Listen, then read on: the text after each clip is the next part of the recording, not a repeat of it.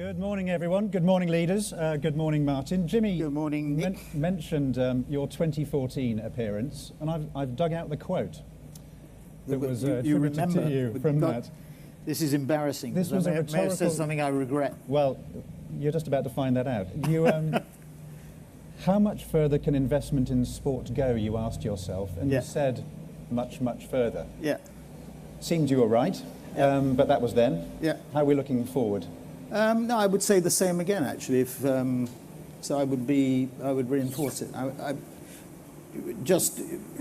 James was saying that you had the Natural History Museum last night, and I said to you that there were dinosaurs in the natural. When I think of the Natural History Museum, I think of, a big cavernous hall with dinosaurs in them. So I'm not sure it's necessarily the right location for leaders or anything else, or it may be a good location because it reminds us that there's tremendous disruption and change. I mean, it's a bit like apple pie and motherhood to say this, but there's tremendous disruption and change taking place. And the reason why I think, for example, the price of sports rights is going to continue to rise, although a lot of people, when they look at some of the prices being paid, look at it and say, it can't go on. And if you look at, just sort of getting to the heart of it, the 5 most valuable companies on the planet, Apple, Google, Facebook, Amazon, Microsoft. And then the 2 Chinese companies, which are, they're all worth more than $500 billion.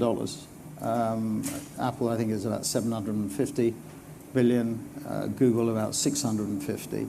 They're hovering around $500 billion. And then the 2 big Chinese, there are other Chinese tech companies, but the 2, Alibaba and Tencent, all around $500 billion either, just pushing $500 billion. They're all going to be demanding or wanting to bid for content.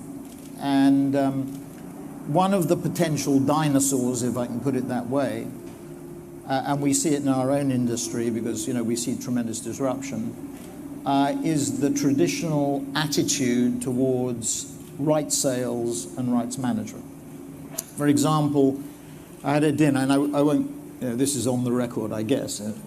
Even if you said it was off the record, it would be on the record. But I remember having a dinner in Europe with a major media owner and saying to me that, Amazon had been knocking on the door to bid for one of the national football leagues and for the European League.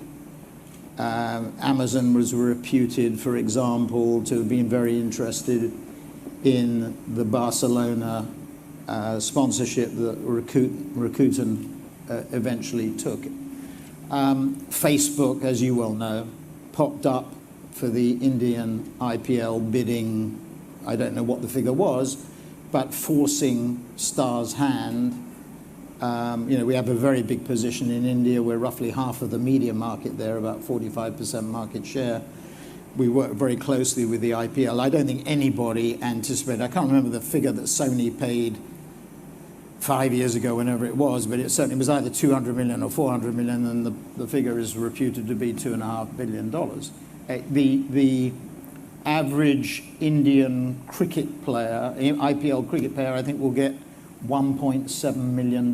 We did a net.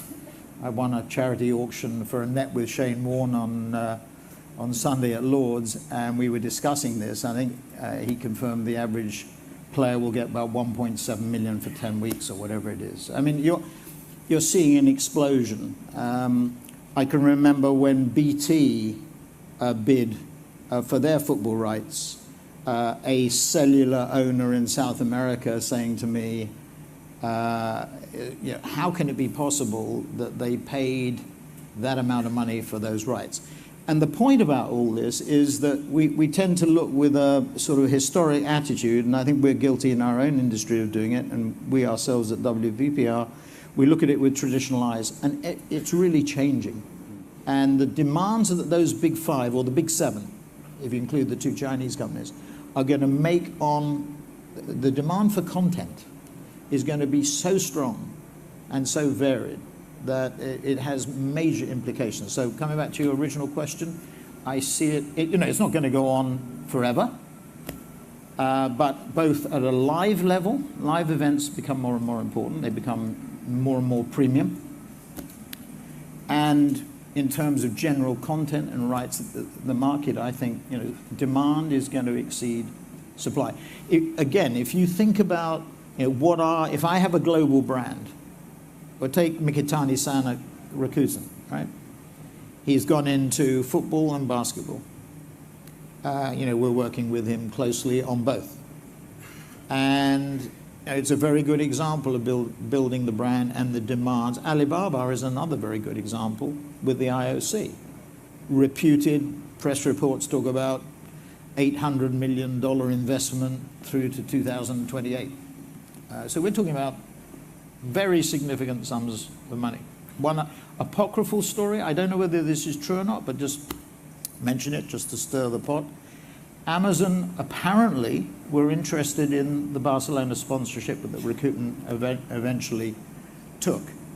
The story that I heard, and I don't know whether it's true or not, but I think it's an interesting possibility, was that Amazon wanted to sponsor Barcelona, have Amazon on the shirt.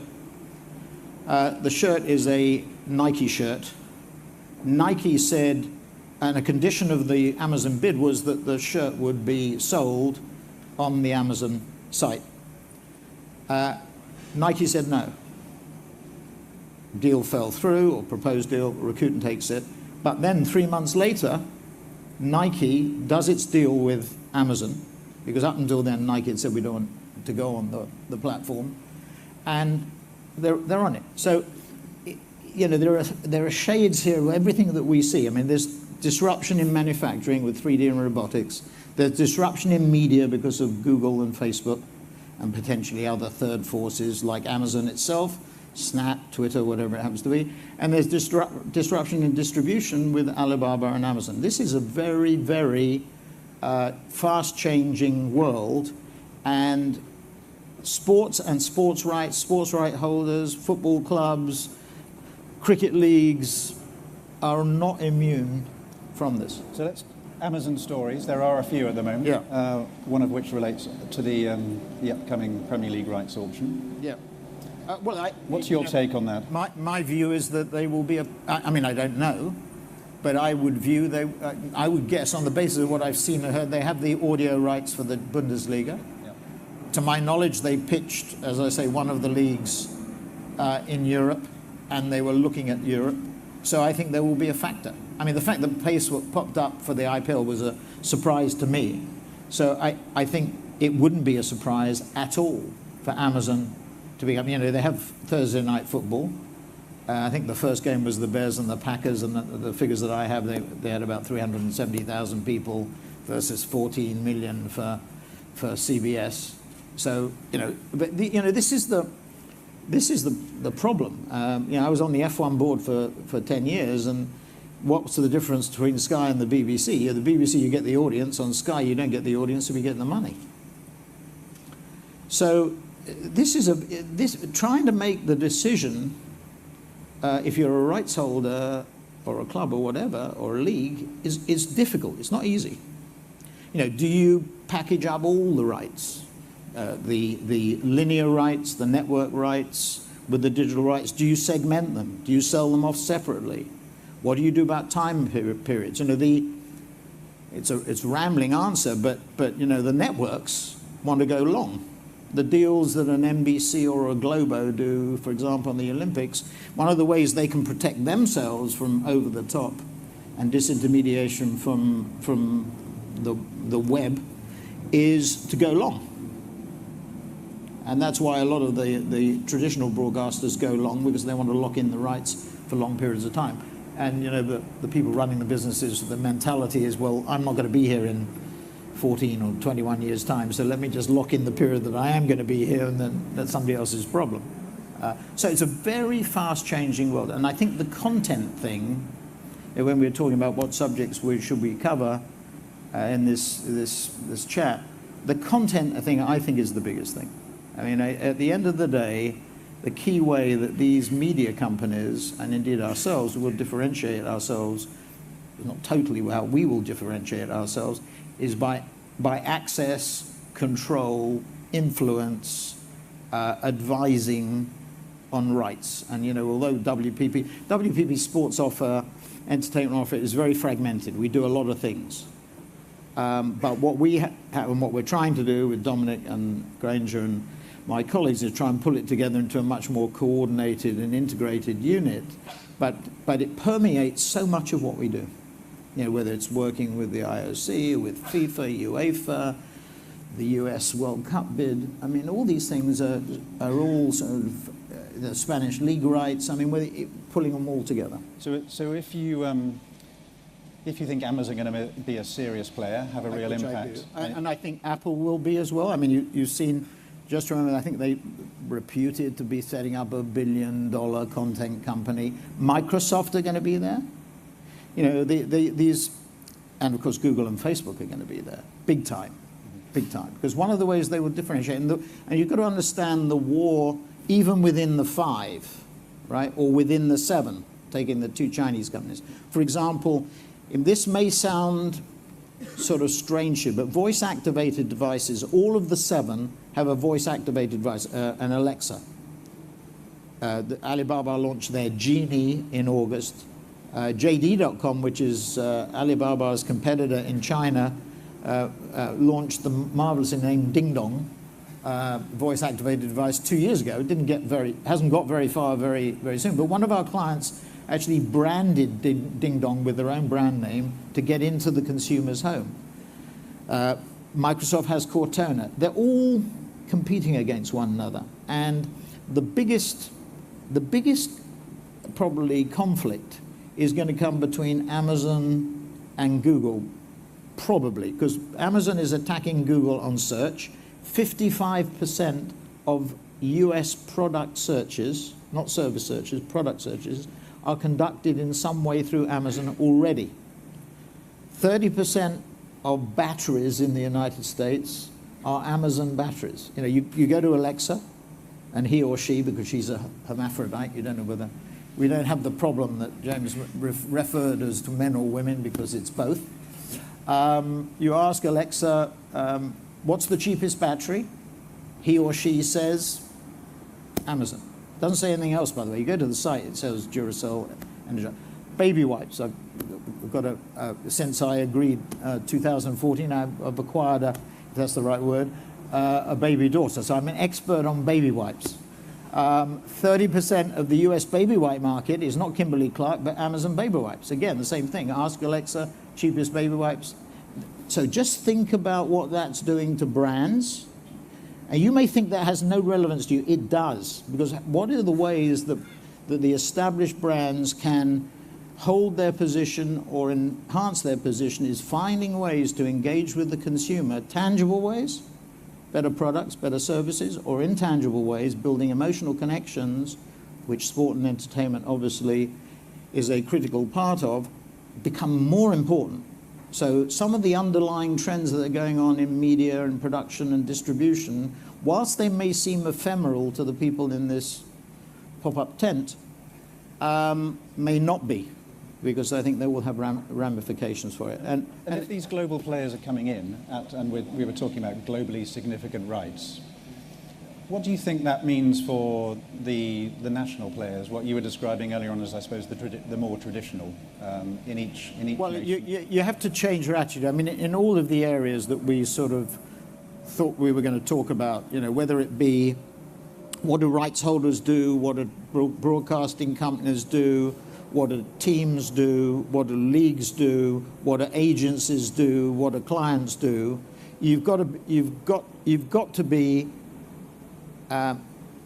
take a different approach. I mean, I just come back to this thing. A terrestrial, free-to-air broadcasting may give you the audience, but a subscription pay TV channel may give you the money. So you have to balance, you know, what your objectives are, and you have to change your thinking. It's not just, you know, the sort of response. I mean, what Liberty are doing with Formula One, and, you know, obviously, having spent 10 years on the board of F1, I sort of look at that with great interest. I think Bernie and his colleagues would look at that and say, gosh, they're investing a lot of money in things that maybe F1 under Bernie's leadership, which was very successful, don't get me wrong, was very successful, was not something they would do. I mean, if you take digital, for example, there was very little digital exploitation, if that's the right word, of Formula One under the previous management.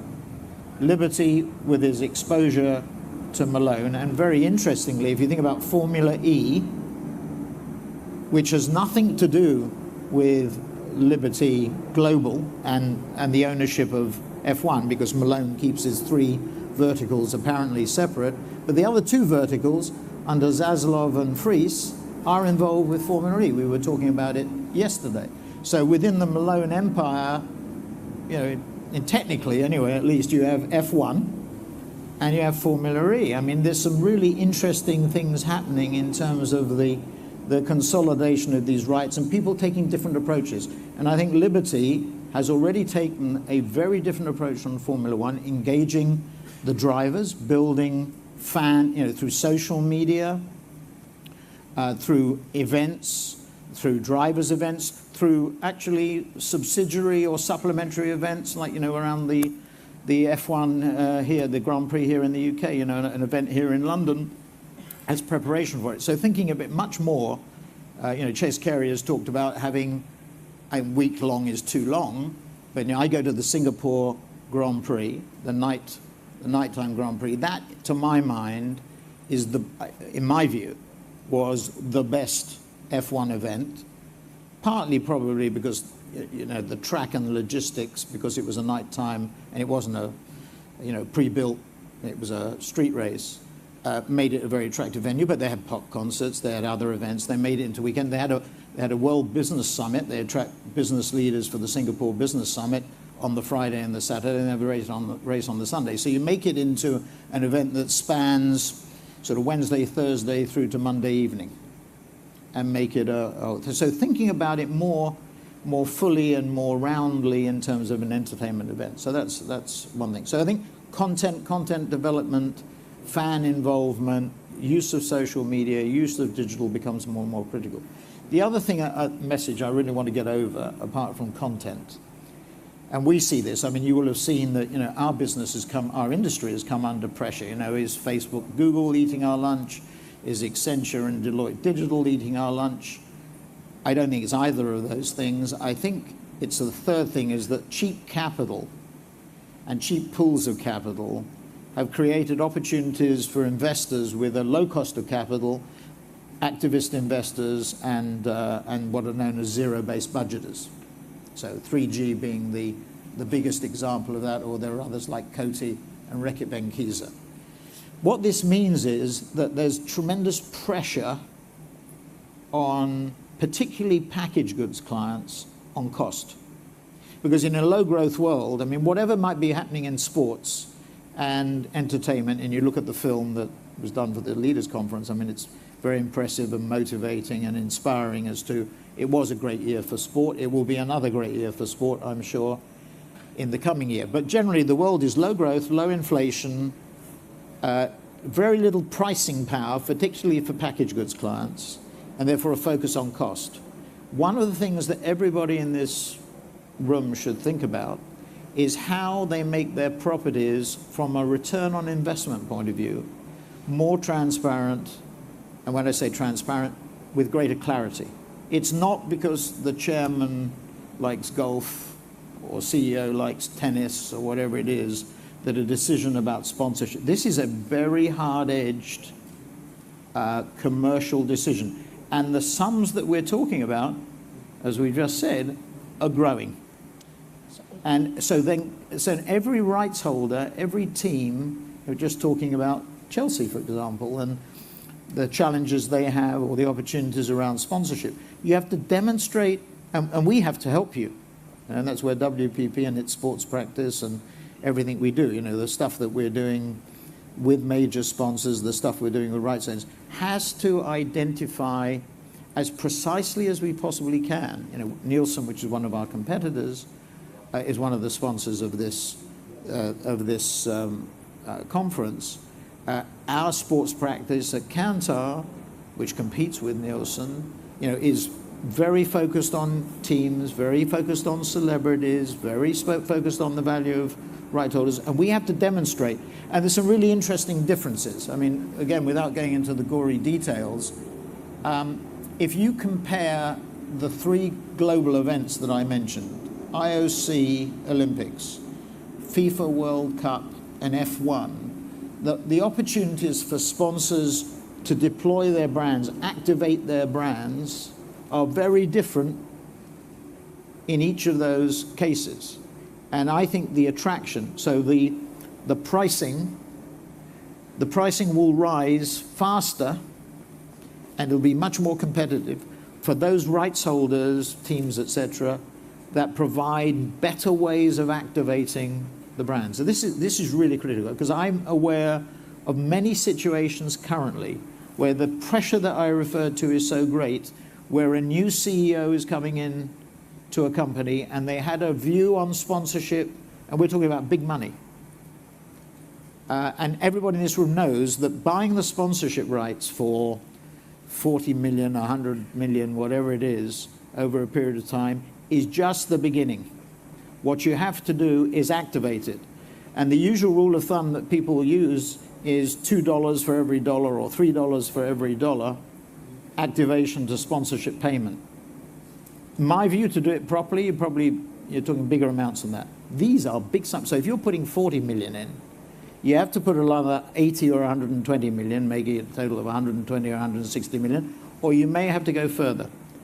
This means that in this highly pressurized environment, which is not going to get any easier in my view, because cost of capital is going to remain low, which means these pools of capital, activist investors, ZBB, are going to continue to operate, continue to put pressure on, not just in packaged goods sectors.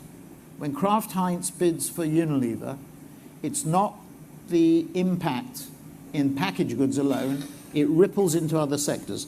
So the message, I think, for us in the sports and entertainment industry, or in the entertainment industry, is to think very carefully about proving value and return on investment.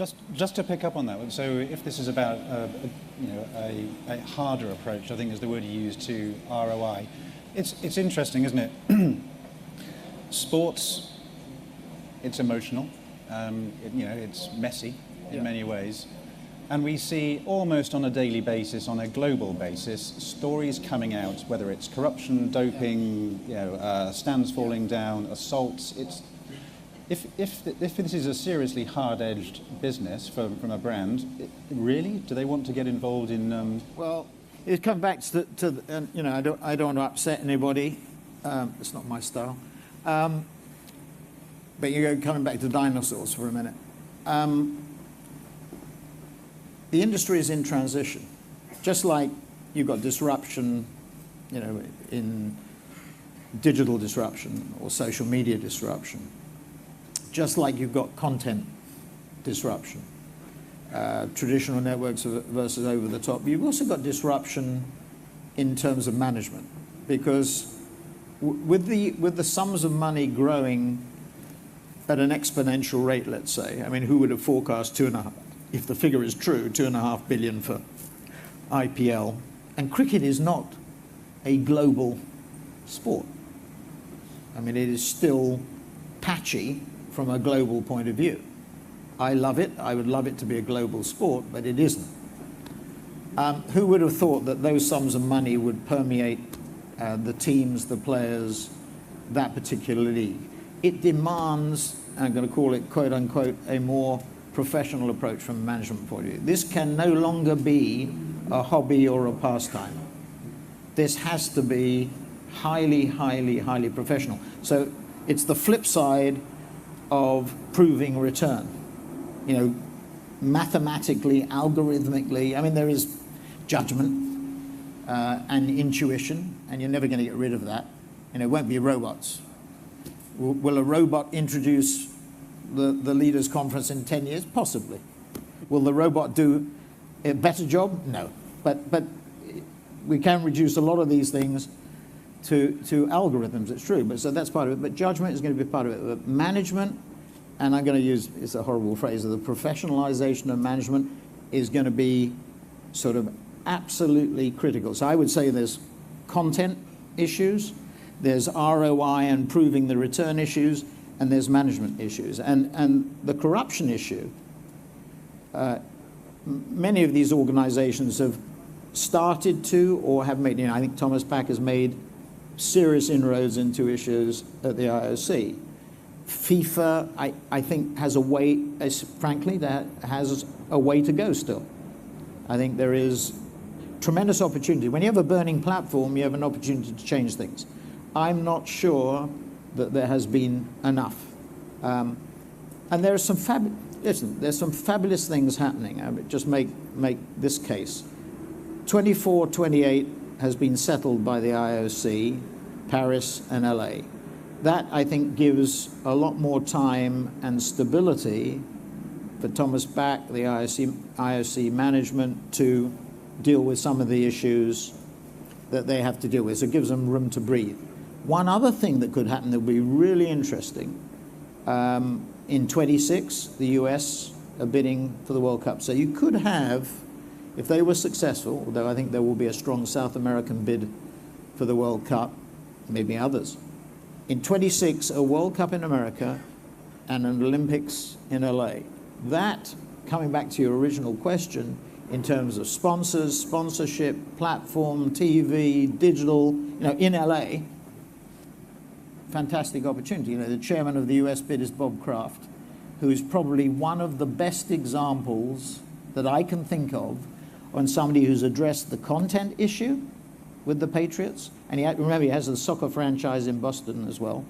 He's addressed the content issue, the social media issue, the professional management issue. I mean, he, in addition to the Patriots, runs, I think, the second largest private company in the United States after the Koch brothers.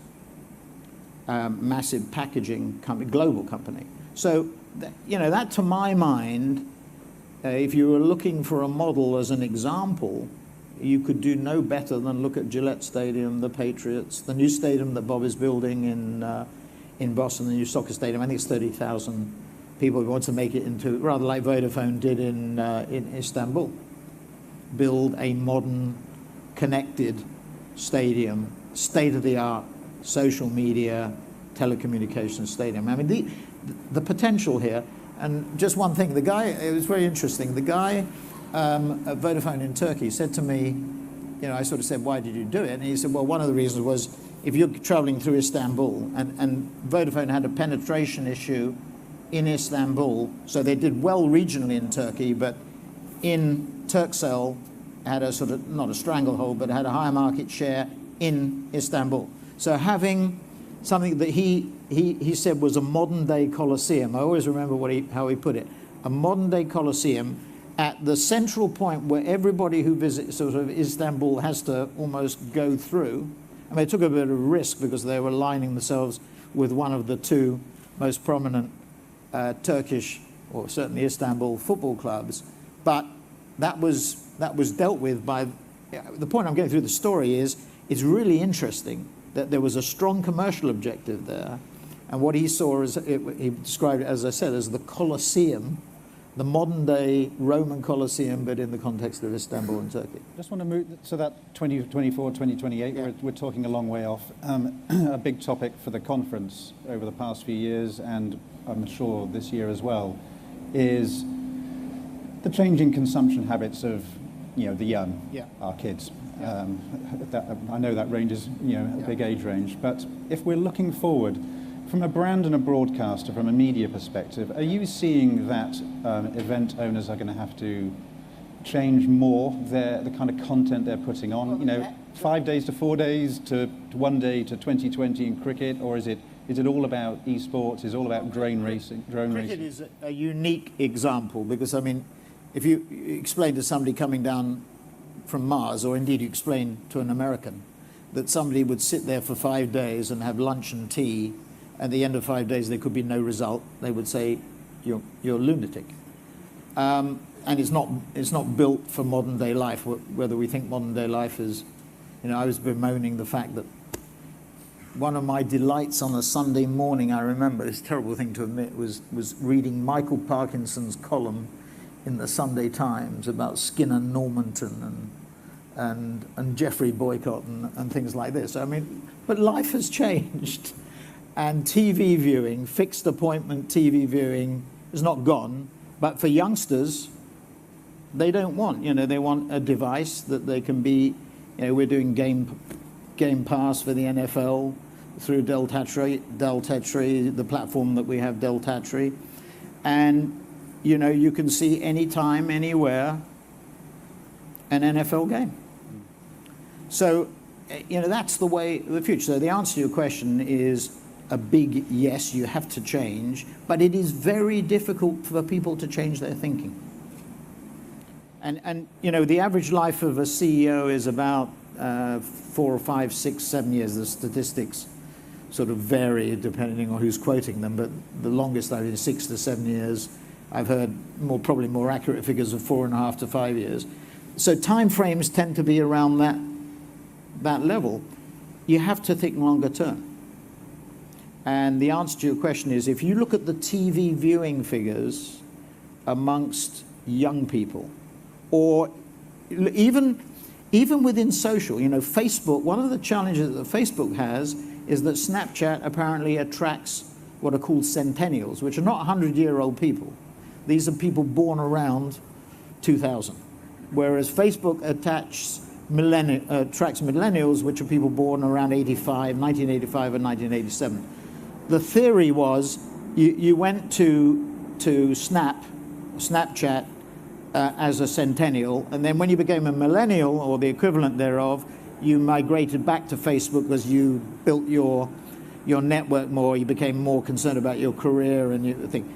May not necessarily be the case. We may see a little bit of, there's a big fight going on between Snapchat and Instagram almost as we speak, and Facebook has been very adept at copying some of the Snapchat stuff. But the message from all that is, traditional broadcasting, free-to-air network, linear TV, it's sort of stabilized at 40% of the world market. So it's not dead. Anybody that says, it's dead, forget it.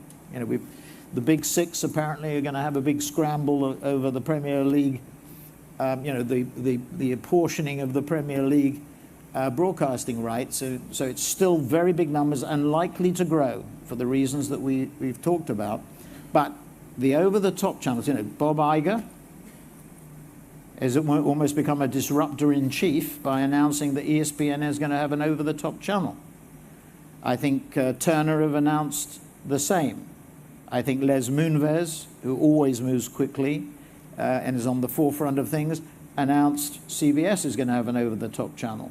So there are going to be over-the-top alternatives that everybody's going to have to look at, and which young people in particular may find attractive. Do I need 100 channels? Do I need 200 channels? No, I'll buy what I want, when I want, and it won't be, you determine, if you're the linear broadcaster, you determine when I see it, and we're sitting in front of, in my living room watching it, I'm going to watch it on the go. I mean, I watched the Brazilian Olympics, a lot of it, on my mobile phone.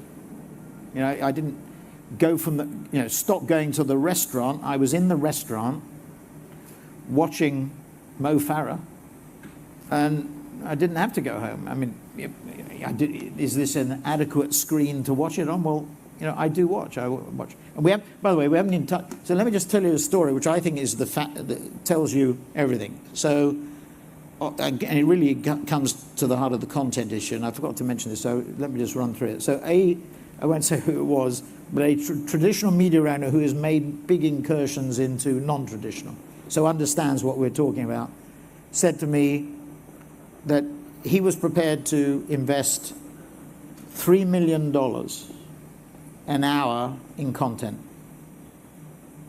And he complained that Netflix invests $7 million an hour in content, and that Amazon Prime invests $10 million an hour in content. I think Amazon did The Crown, and anybody's watched it, it's magnificent, it's fantastic. I mean, the production values, as they're called, are superb, but that's $100 million.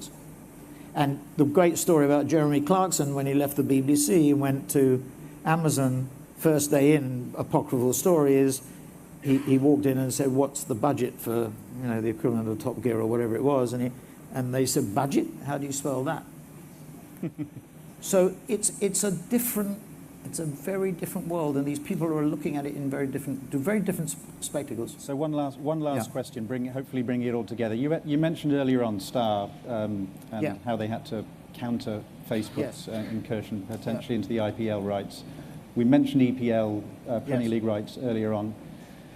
If you were sitting in the shoes or advising with Dominic and others, the owners of Sky and BT now... Why should I give free advice, I guess is the question. You're gone. Yeah. What would you be saying? What would you be doing? I think it's such a valuable property, those properties, that you have to have them. I was very struck in Italy that, if you're running, a premium TV channel, if you don't have the Italian league, you might as well pack up and go home. So you had Telecom Italia, you had Murdoch and Sky, or Sky who eventually got it. That deal is in the midst of being done, but still, in my view, Murdoch and Sky should come together, or Fox and Sky should come together, and that I think would be a good deal, and the government should get off the pot on this. It makes no sense to me. They make their mind up one way or the other, but there's no way for business people, trying to make decisions to do it. So you had Telecom Italia, you had Sky, and then you had Mediaset. Now, if you've got a Mediaset premium channels in Italy, you have to have those rights. Otherwise, what are Italians interested in? So these things are really valuable. And I always remember somebody who used to be involved with Sky, the bids, I think for the English, for the Premier League, saying to me, he was the guy who sort of at the end gave Sky his view on what the value was. So he used to do a lot of sniffing around, and he said to me, the question that he asked, and it's a question interesting that we ask ourselves in our own business a lot, because we go through similar pitch processes in a way. He said, the thing he always asked was, how would you feel if so the bid was on Thursday, how would you feel you woke up on Friday morning and you didn't have it, you didn't get it? That's the key question. And I think you have to. I think you have to have it. These things are so important, either in a terrestrial sense, a traditional sense, or a new sense, the stuff that we were talking about in relation to social and young people, changes in viewing habits, media distribution. They're so important. And this, I think, is really important. This comes back to the dinosaurs comment. If you look at it with traditional eyes, and we're guilty of this in our own industry, and Dominic and I and others in our organisation talk about this, we tend to look at a problem with a different set of eyes. There's another very important psychological point as well. I'm not wanting to bore you. Incumbency is a burden. An incumbent always looks at their position in a different way to the challenger, because the incumbent always has a sort of a cost structure and looks at it and then looks at the contribution from it and says, I want to try and maintain this. Whereas the challenger is always looking as an add-on. So in addition to all the strategic issues, there's a tactical point here which is really important. The challengers are always going to be more aggressive than the incumbent thinks. And then when you lose as an incumbent, you say to yourself, why didn't I just go a little bit further? Because if I had gone a little bit further, I might have got it. So the answer to your question is too valuable to lose. Sadly, we can't go on any further. Okay. Our challenge is we've run out of time. On your behalf, thanks very much, Martin. Thank you.